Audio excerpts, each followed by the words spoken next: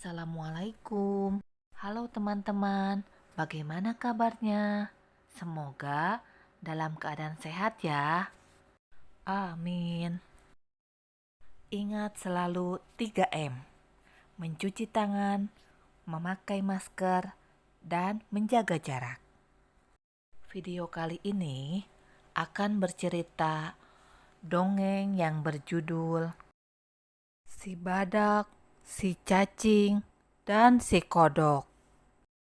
Jangan lupa like and subscribe ya.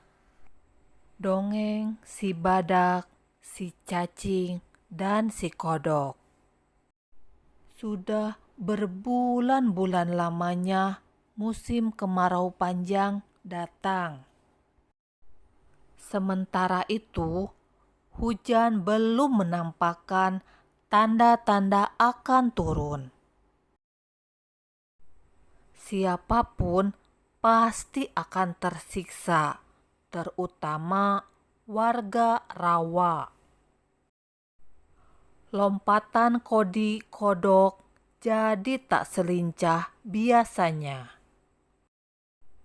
Cica si cacing juga setengah mati menggali tanah. Semua lesu, dan yang nampak paling tersiksa adalah Bidi si badak. Karena kulitnya yang tebal, harus direndam di dalam air agar suhu tubuhnya tidak kepanasan.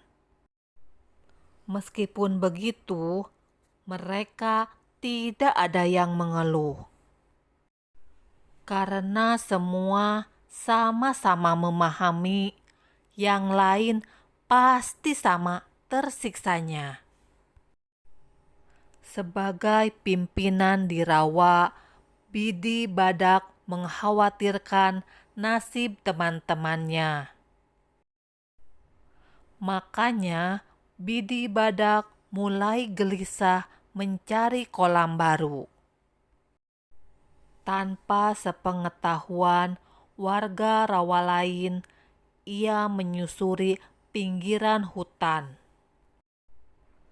yang jauh dari rawa. Hei, kalian tahu di mana Bidi? Hari ini jadwalku makan kutu sekaligus membersihkan kulitnya. Tanya gelatik kepada Cica cacing dan Kodi kodok yang kebetulan tinggal tidak jauh dari kolam Bidi. Wok, aku tidak tahu, jawab Kodi kodok. Dari subuh, Bidi sudah tidak ada di kolam. Hah? Dari subuh? Kira-kira kemana ya?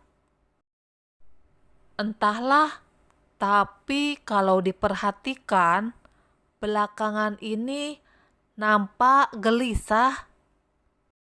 Wah, jangan-jangan dia mencari rawa baru dan meninggalkan kita. Bidi itu pemimpin yang bertanggung jawab tahu. Dia tidak mungkin meninggalkan kita begitu saja. Bidi, kamu di mana sih? Semua warga rawa mulai sibuk mencarinya. Menjelang malam, Bidi baru nampak lagi di kolamnya.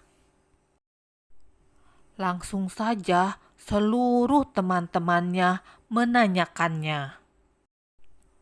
Maaf, sudah membuat kalian semua khawatir. Tadi aku mencari rawa yang lebih banyak airnya, jawab Bidi. Kwok, kamu gak akan meninggalkan kami ke tempat baru kan, Bidi? Tanya Kodi kodok khawatir. Tidak kok, justru aku akan mencari rawa yang banyak airnya. untuk kita semua, tapi rasanya tidak ada yang lebih nyaman dari tempat kita. Sip, sip, betul itu. Duh, kami kira kamu akan meninggalkan kami. Ya ampun, aku tuh justru mengkhawatirkan kalian. Sudah lama rasanya aku tidak melihat Kodi melompat dan berenang riang.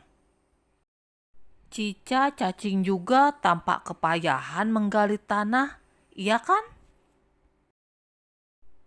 Waduh, tapi kalau hanya Gala yang bawa air, kapan penuhnya? Ujar Kodi kodok. Ya enggak dong, kita kan mesti gotong royong, kata Cica cacing lagi. Tapi badanku kecil, mana bisa bawa air banyak-banyak? Tanya Kodi.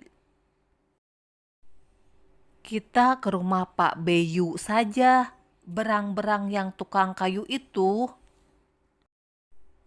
Dia kan suka menyimpan perkakas bekas. Siapa tahu dia punya panci, ember, atau apapun yang bisa menyimpan air. Pekik Joli gelatik tiba-tiba. Teman-temannya pun setuju. Dari rumah Pak Beyu, mereka dibekali beberapa panci bekas yang sudah ditambal. Dan ember yang cukup besar untuk menampung air. Wah, Pak Beyu memang pintar memperbaiki peralatan. Rombongan warga Rawa pun berbondong-bondong menuju ke sungai di kaki bukit. Joli dan beberapa temannya menciduki air ke ember dengan dedaunan. Perlahan tapi pasti, ember dan panci mulai penuh air. Gala menyedot air sebanyak mungkin. Kemudian dia memikul panci yang dipenuhi dengan air. Ember di punggung Bidi perlahan mulai penuh.